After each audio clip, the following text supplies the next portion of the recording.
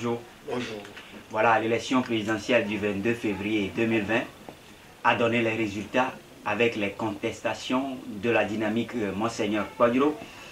Hier passé, dimanche le 3 mai, le chef de l'État sortant entrant a prêté serment devant la Cour constitutionnelle au palais présidentiel. Quelles sont vos réactions au lendemain de la prestation du chef de l'État? Je vais vous dire une chose avant de vous répondre, que je m'apitoie sur ce qu'est le coronavirus qui est en train de ravager lamentablement tout le continent.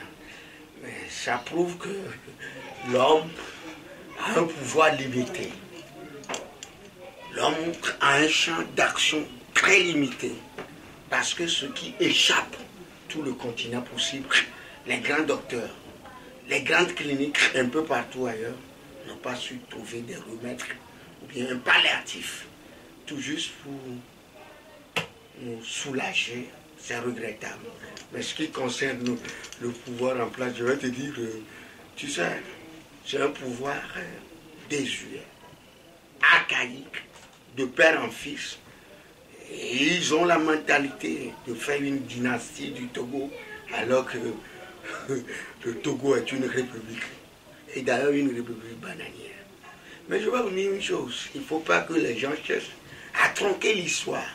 Mais toutes ces manœuvres-là, ces manipulations, etc., tout azimut, ne vient pas de fort lui-même. C'est l'entourage. Mais il y a une chose, si ça va péter un jour dans ce pays, il serait le premier responsable. Mais nous n'avons jamais souhaité. Ils ont la maîtrise. L'armée, c'est eux. C'est toute leur chance. Vous savez, non, je ne vais pas faire la différenciation. Mais un jour, ça va finir. Mais si, je vous dis, si aujourd'hui, si on va vous dire que c'est les Noirs qui dirigent Sud-Afrique, vous n'allez pas croire. Mais les Noirs, ils ont le pouvoir politique. Mais le pouvoir pécuniaire, l'argent, très mastodonte, c'est entre les Blancs, c'est entre les mains des Blancs. Et surtout les Indiens. Mais quand même, ils font figure. Je demande à fort de revenir à de meilleurs sentiments dans ces profonds rêves, à faire en telle sorte qu'il n'y a pas de grincement dedans. Il y a une misère, une paupérisation, une souffrance. Non, les gens n'ont pas d'emploi. C'est ça qu'ils doivent voir. Mais je vais vous donner un exemple. J'ai fait une enquête la fois dernière et j'étais parti à Mouve. Il y a l'argent de novice ou bien c'est pas. Il fallait voir les gens.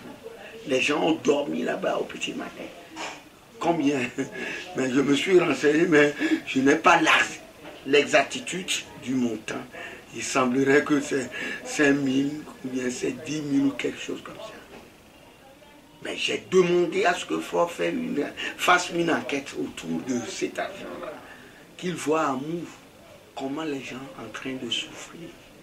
Il ne faut pas qu'il reste à l'homme d'heure dans son bouquet, comme ça. Et qu'on vienne le renseigner. Non. Mais lui-même, il a dit, les minorités pillent le pays. C'est eux qui vont désagréger, appauvrir le pays, agenouiller le pays d'une manière ou d'une autre, dans une démence. Mais je vais vous te dire, la souffrance tue plus que la maladie. La souffrance révolte. La souffrance amène l'homme à être à l'état sauvage. J'en ai terminé. Ils vont deviner.